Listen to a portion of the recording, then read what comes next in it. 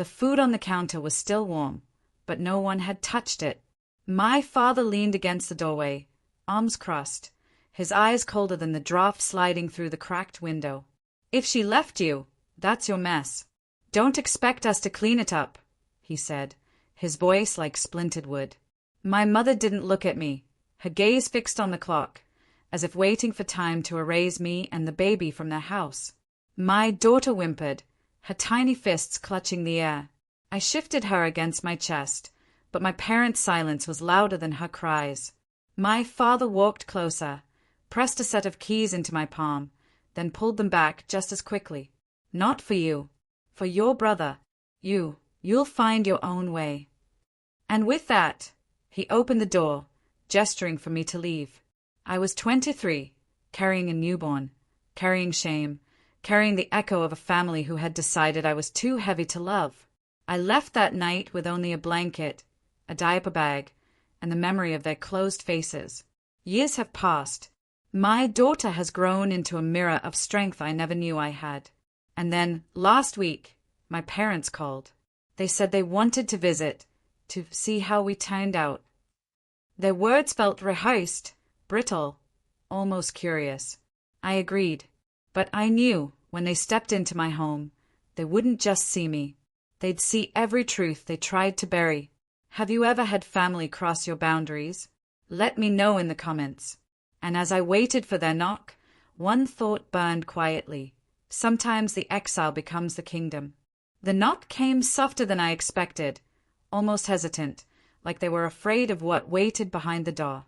My daughter, now 7, darted to the hallway mirror, adjusting the braid I had woven into her dark hair. "Are they really coming, Mom?" she whispered, her voice both curious and cautious. I nodded, though inside me, storms were breaking glass.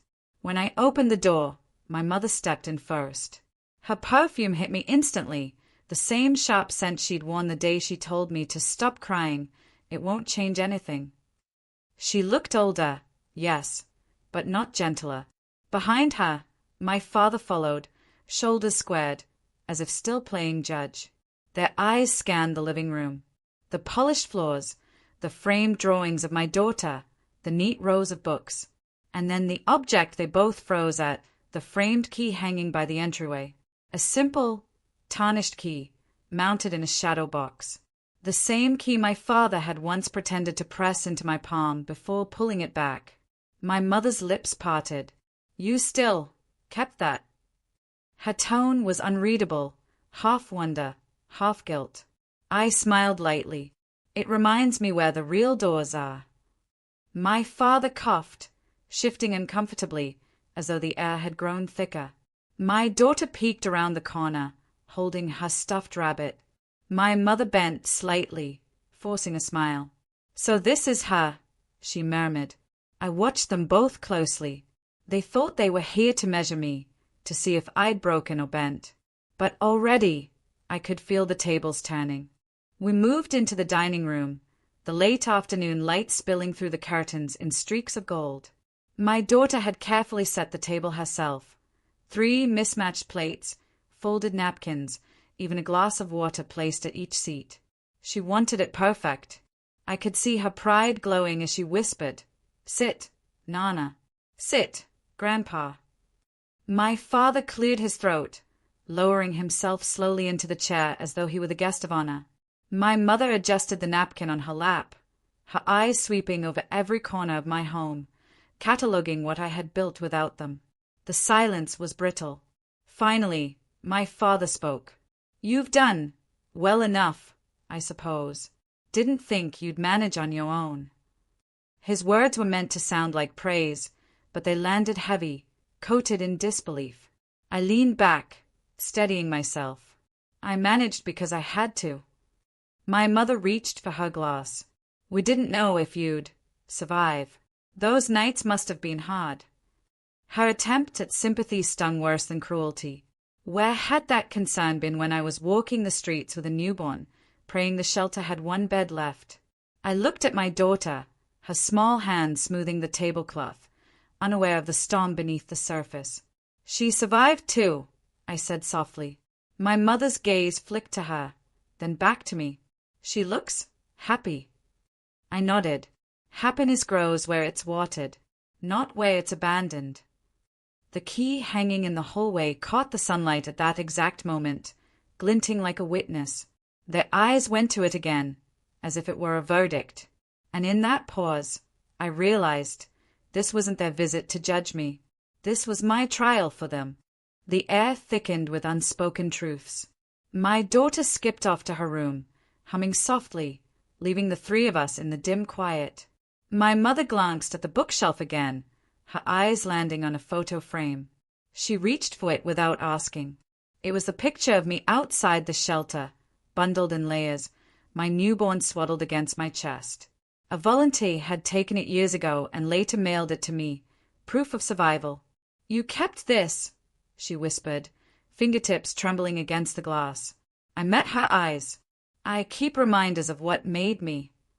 My father leaned back, his jaw tightening. "That was your choice. You could have asked for help."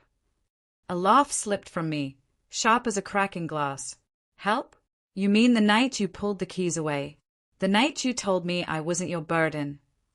His face reddened, his voice raised. "I was protecting this family. By discarding me."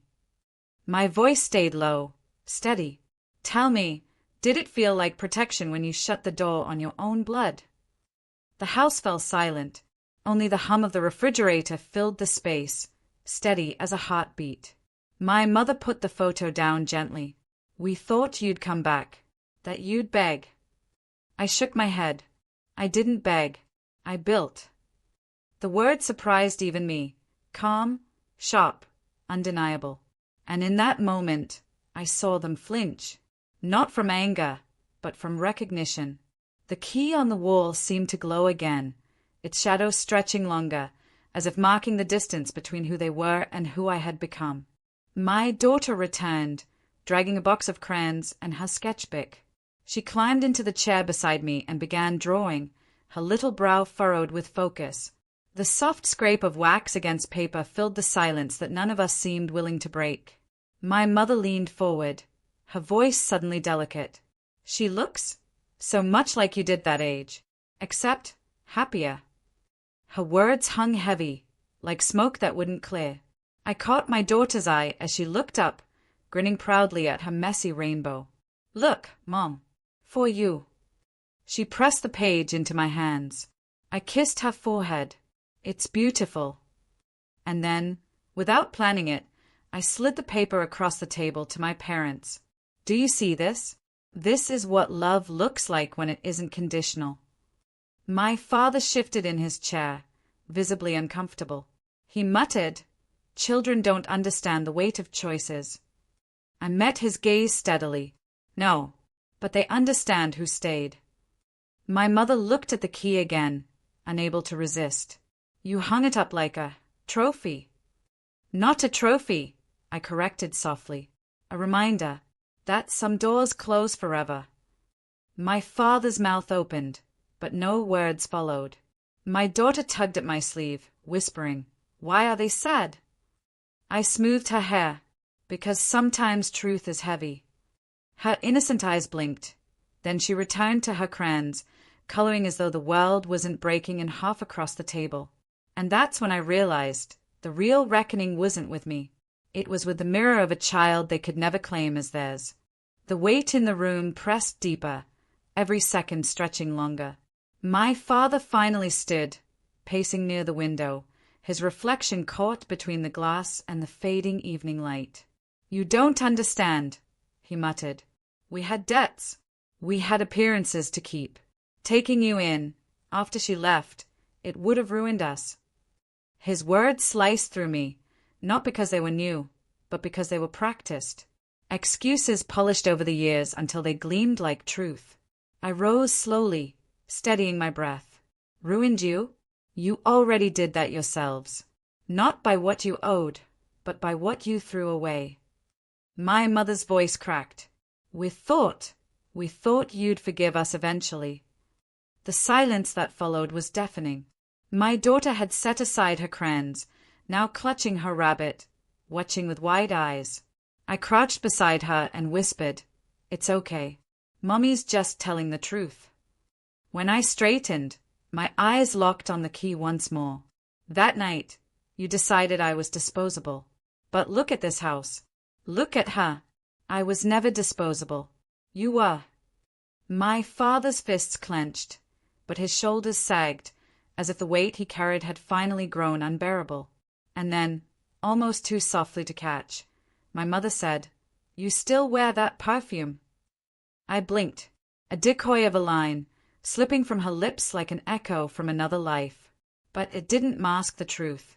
Nothing could, because for the first time, they weren't just seeing me, they were standing face to face with what they had abandoned, and what had grown stronger without them. The light outside dimmed into that strange hour where everything looks both softer and sharper at once. My daughter had carried her rabbit to the couch, curling into the cushions, half asleep but still listening. The room belonged to us, her and me, but my parents lingered like shadows that refused to leave. I took a breath and set 2 envelopes on the table. Both bore their names in my handwriting. My mother frowned. "What is this?" "Proof," I said quietly. "Bank receipts. Every month I paid rent on a basement so damp I had to hang sheets just to keep the mold from touching her crib. I saved every receipt, every signed check, every wire, evidence of what survival looks like when family turns away." My father's hand hovered over the envelope but didn't open it. He didn't need to. The thickness of paper was weight enough. "You kept all of this?" he asked, his voice thinner than before. "I kept everything," I replied, "because one day I knew you'd try to rewrite the story, and I wouldn't let you." The key on the wall caught the last sliver of sun, casting a crooked shadow across the receipts. I let the silence settle like judgment. My mother's eyes glistened, though she blinked the tears back. "We were wrong," she whispered. I shook my head slowly. "Wrong isn't a strong enough word, but you've named it at last." My daughter stirred, murmuring in her sleep, and the sound filled me with an unshakable calm. This wasn't about revenge anymore.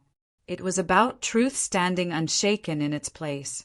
And as they sat there, speechless, I knew the final step was mine to give, or to deny, closure. The room felt hushed, as if the walls themselves were holding their breath. My parents sat stiff at the table, the envelopes unopened, the key glinting above them like a silent witness. My daughter's soft breathing carried from the couch, her rabbit tucked beneath her chin. I stood, moving toward the framed key. My fingers brushed the glass. "This isn't about punishing you," I said, my voice steady. "It's about reminding myself of the night I stopped waiting for you to save me." My father's head lowered. For the first time, he looked small, not because he had aged, but because the weight of his choices finally outgrew the excuses. My mother's lips trembled, her eyes finally meeting mine. "What do we do now?" I tined, studying them both. "You don't erase it. You don't rewrite it. You accept it. And if you want to stay in her life," I glanced at my daughter, "you'll have to earn it. With honesty, with consistency, not with apologies spoken once over dinner." The silence stretched, but it wasn't brittle anymore. It was open, like a path waiting to be chosen. I returned to the couch, sliding beside my daughter, tucking the blanket closer around her shoulders. She stirred and smiled in her sleep, safe in a world I had built from nothing. For years, I thought exile was punishment.